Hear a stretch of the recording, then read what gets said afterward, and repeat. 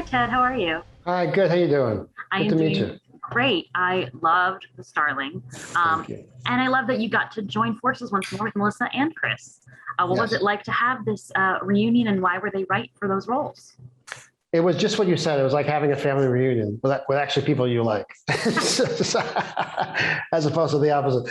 Yeah, they're like family and old friends, and like we just get each other.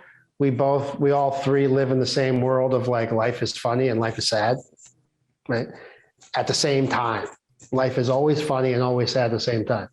Like what we've been going through the last 2 years is very funny and supremely sad, right? And so until we realize that, you kind of can't get through it. I respond to Chris and Melissa like family members, like we just have a warmth for each other, and like I care about them as people.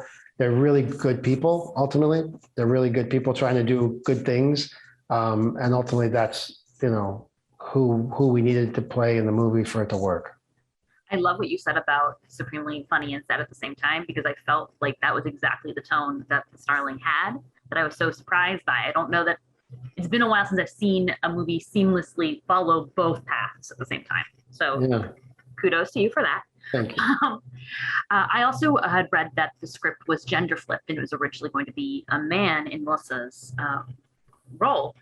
So I love that that was changed. What was your involvement in changing that? And did you have to do anything to make it more specific or authentic to a woman playing that role?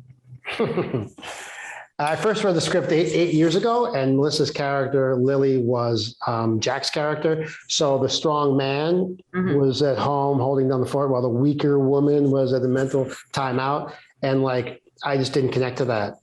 I don't find that to be true. Like, I was raised by a single mom. I have two daughters, and I've been married for 25 years.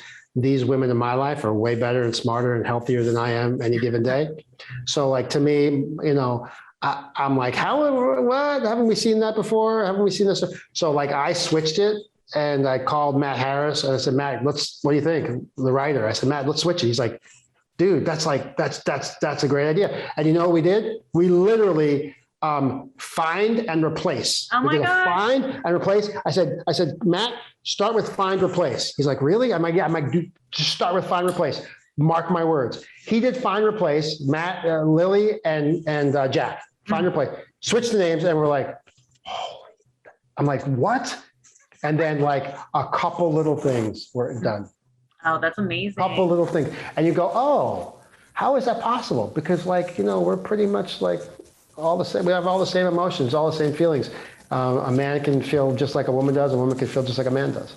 That's so true. I love that. Also love Kevin Kline as the doctor, the veterinarian.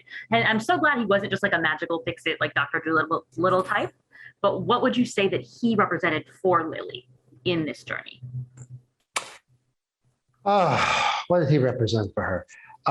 He represented the person that stopped doing what they love, and that she didn't want that for her life, right? And actually, they were cathartic for each other. She shows him what he truly loves.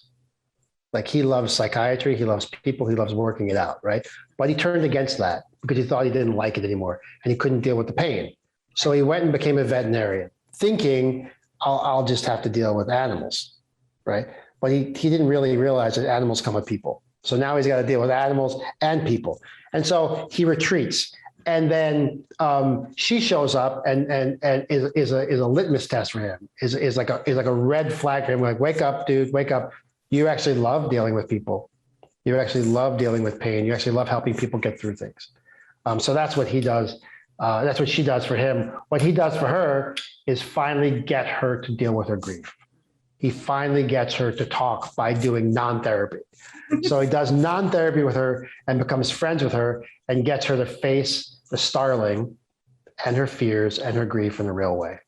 I love that so much. You did a great job with this film, and I cannot wait for everyone to watch it.